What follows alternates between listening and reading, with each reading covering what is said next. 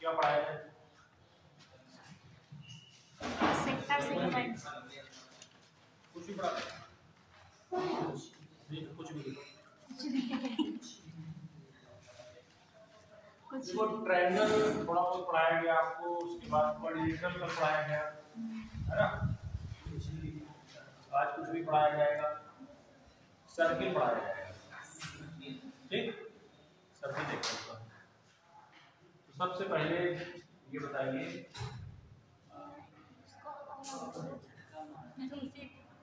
Circle मतलब circle मतलब वृत्त। सर्किल है क्या?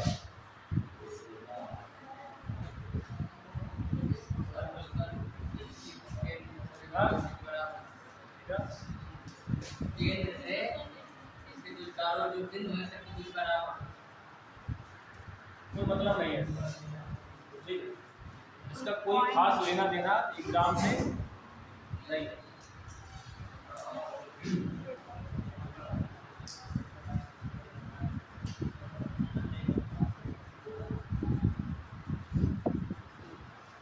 ये क्या है? रेडियस, और ये इसका सेंटर O, यानी कि कोई सेंटर एंड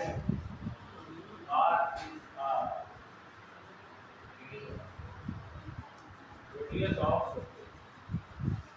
किसी भी सर्किल में दो चीजें बहुत ही इंपॉर्टेंट, क्या क्या? सेंटर और रेडियस। उसके बाद ऊपर देखो मैं लिखा था, तुम लोग इतना लिखते हो यार, लिख के तुम लोगों ने जो है पूरे पन्ने भर डाले हैं भारत में। इतना महंगा हो गया कागज, प्राइस लिखते रहते पास।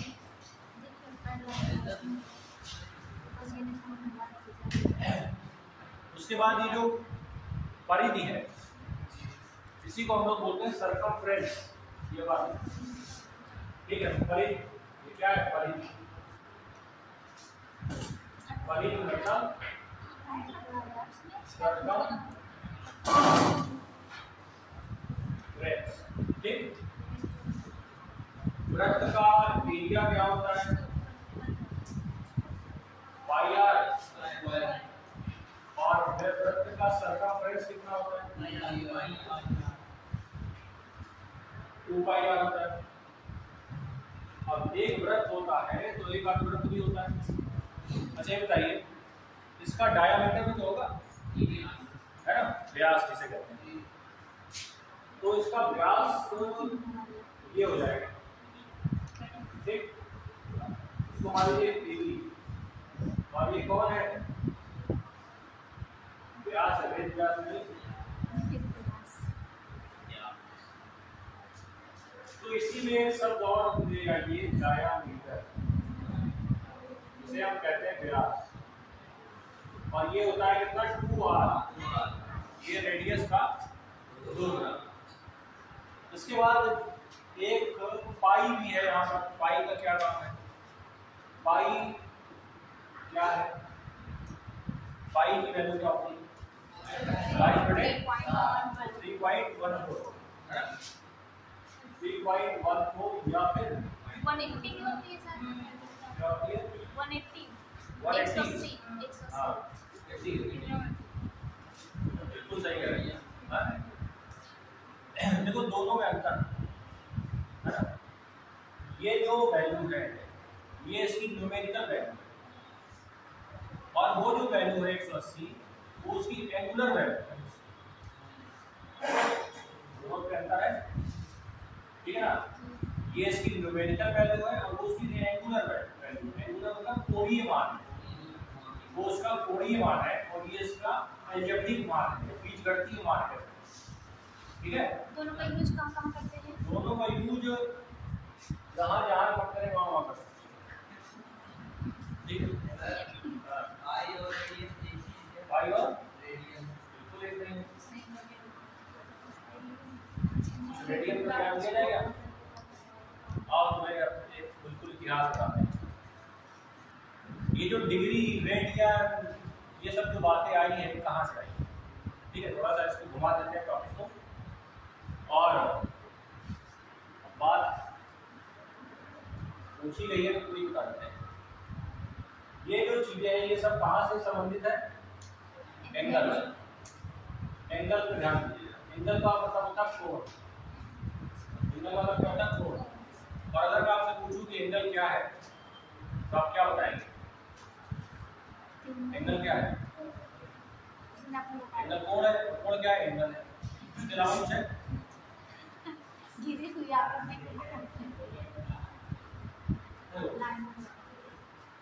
ये एक लाइन ले रहा हूं मैं जिसको मैं कह सकता हूं कि ये किरण है। किरण। कुछ शब्द होते हैं लाइन में, जैसे एक होता है स्ट्रेट लाइन, एक होता है रे किरण, एक होता है लाइन सेगमेंट। ये सब अलग अलग शब्द। रे का मतलब ये हुआ कि जिसकी केवल एक डायरेक्शन में आगे जाने वाली लाइन, एक निश्चित डायरेक्शन में आगे बढ़ने वाली लाइन रे कहलाती है, जिसका एक पॉइंट एंड पॉइंट कहलाता है, अंतिम बिंदु जहां पे उसकी लंबाई को बढ़ाया नहीं जा सकता। जैसे अगर मैं इस पॉइंट की बात करूं, क्या इस पॉइंट पे पीछे जा सकती है? नहीं। जहां पे एरो लगा हुआ है वहीं पे आगे बढ़ सकती है। क्यों?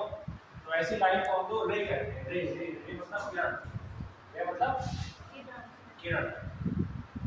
अब जैसे मान लो ये जो रे है ये दो दिशाओं में घूम सकती है। दो दिशाओं में घूम सकती है, या तो वो इधर घूमेगी और या फिर और कोई दिशा आएगा, या तो वो इधर जाएगी और या तो वो इधर आएगी। बोलिए हाँ। अगर ये इधर जाएगी तो मान लो कि मैं यहाँ से इसको यहाँ ले आया और अब मैं पूछ रहा हूँ कि बताओ कितना घुमा दिया। तो तुमको जरूरत है किसी यूनिट की, या आप बताएंगे कितना, तो आप कितने में कुछ होना चाहिए ना।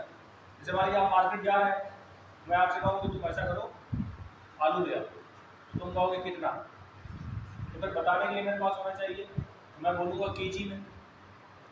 तो जो वेट है उसका जो यूनिट है वो केजी है, किलोग्राम। तो वैसे ही एंगल का भी तो कुछ यूनिट होगा। तो जब पूछा जाए कितना तो आप एंगल बता रहे हैं। इस तरह से मतलब अभी एंगल के बारे में हम कुछ नहीं जानते हैं। अगर मैं आपसे पूछूं ये क्या है तो आप बोलेंगे कोण है, और अगर मैं बोलूं कि डेफिनेशन बताओ तो आप ये कह सकते हैं एंगुलर रोटेशन। आप देखिए क्या कह सकते हैं, amount of rotation of a ray. Amount of rotation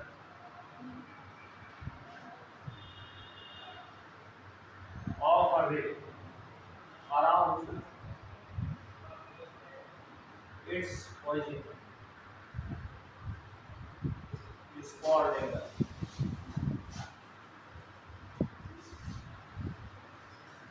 एक किरण का किसी बिंदु के, क्या कह सकते हैं, अपनी ओरिजिन के चारों तरफ या एक तरफ घुमाव की जो मात्रा है उसी को हम कोण कहते हैं।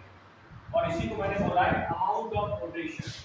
अमाउंट ऑफ रोटेशन, घुमाव की मात्रा, कितना घूमा वही कोण है, इसी को कोण बोलते हैं। अब इसको दिखाएंगे हम थीटा से। अगर इधर घूमेगा थीटा, नीचे आएगा तो माइनस थीटा। ये आपने देखा होगा, लेकिन ऐसा क्यों होता है इसकी बात एंगल दो तरीके से लिखा जाता है, या तो प्लस में या तो माइनस में, ठीक है। अब ये निर्धारित करती है इसकी दिशा। अगर कोण अगर इधर की तरफ घूमा है, तो देखिए इधर की तरफ घूम रहा है और यह तो इधर की तरफ घूम रहा है, दो ही दिशा हो सकती है। अगर ये नीचे आया है इसका मतलब ये दिशा इधर की तरफ, अगर ऊपर गया तो दिशा इधर की तरफ। बोलो तो ये बताओ, ये जो दिशा है क्या ये घड़ी की दिशा है, घड़ी की विपरीत दिशा है? क्लॉक देखो, घड़ी की दिशा से ये निर्धारित किया जाता है कि जो कोण है वो पॉजिटिव लेंगे कि नेगेटिव लेंगे। तो घड़ी की दिशा में अगर चल रहे हैं तो नेगेटिव हो कि पॉजिटिव? नेगेटिव। देखने में लगता है कि पॉजिटिव, बोलने में ऐसा लगता है कि घड़ी की दिशा में पॉजिटिव, घड़ी की विपरीत दिशा में नेगेटिव, पर होता उल्टा है। घड़ी की विपरीत दिशा में पॉजिटिव, इसीलिए तो घड़ी की विपरीत दिशा में जब हम इधर से चले हैं तो हमने कोण को थीटा रखा है पॉजिटिव, और जब घड़ी की दिशा में चले नीचे की तरफ, देखो ना घड़ी की दिशा ये तो है, तो हमने नेगेटिव लिखा है। ध्यान दें, क्लॉकवाइज और एंटी क्लॉकवाइज, ये कौन सी दिशा है? इधर की तरफ, क्लॉकवाइज। क्लॉकवाइज को बोला जाता है घड़ी की दिशा, घड़ी की दिशा में। और इधर जब घुमाते हैं बोलते हैं एंटी क्लॉक। एंटी क्लॉक कहाँ लिखे हैं? एंटी।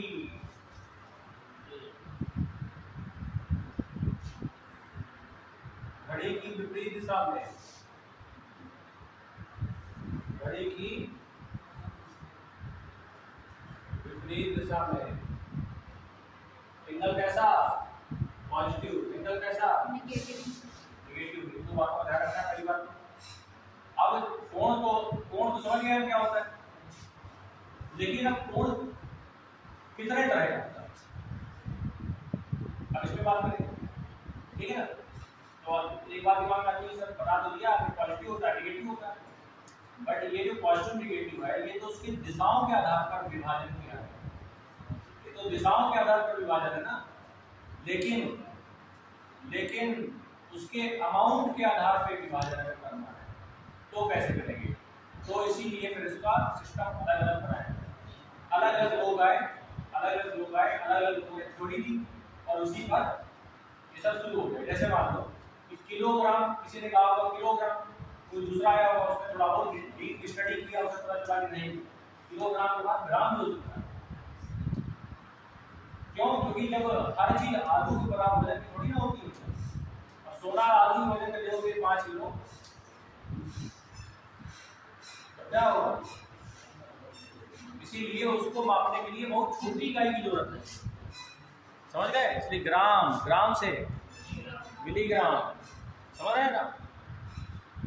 तो ये घटाने का मतलब ये हुआ कि छोटी से छोटी चीज को भी आप माप सकें।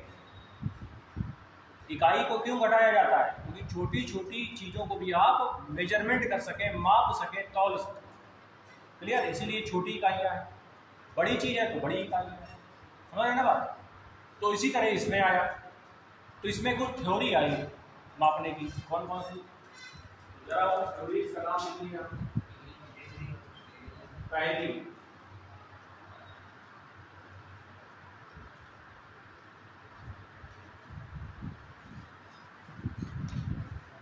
देखिए,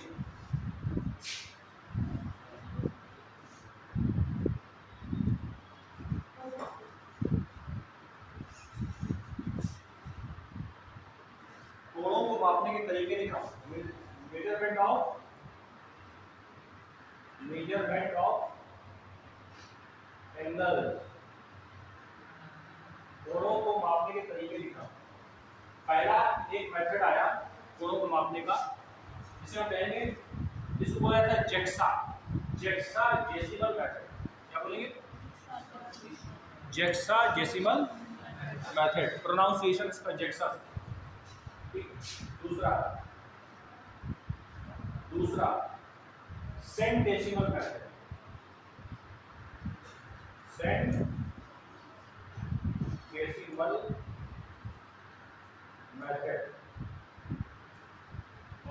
दूसरा स्पेस होता है सर्कुलर या सर्कुलर बता दे अपने ही लाया है अपने ही लाया ठीक है। सर्कुलर मेथड कितने मेथड हुए? 3 हेक्साडेसिमल, सेंटेसिमल और सर्कुलर। ठीक है, अब इन तीनों पे चर्चा करेंगे कि आखिर ये है क्या और ये बताते हैं। ठीक, कुछ नई बातें आपको पता चलेंगी, काफी गहराई वाली बातें आज इसी के माध्यम से। और ये जो मन में जो कंफ्यूजन है डिग्री रेडियन सब दुनियादारी ये सब को क्लियर हो जाएगा। ठीक, नोट करें इसको।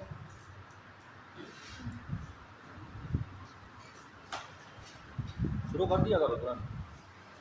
और क्या लिखो?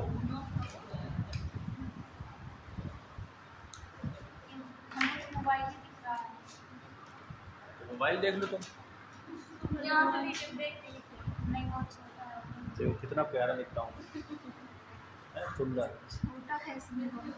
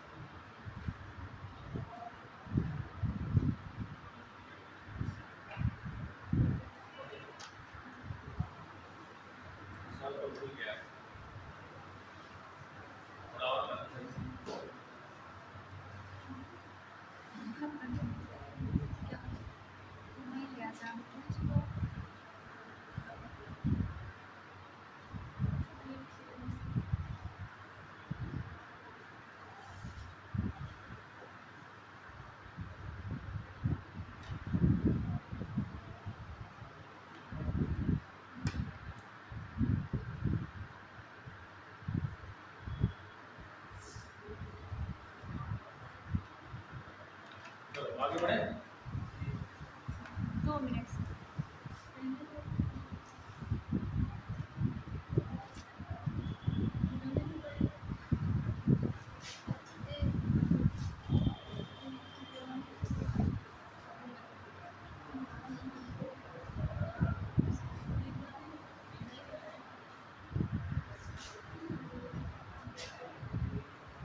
और बन रहा है लेकिन बन नहीं पा रहा।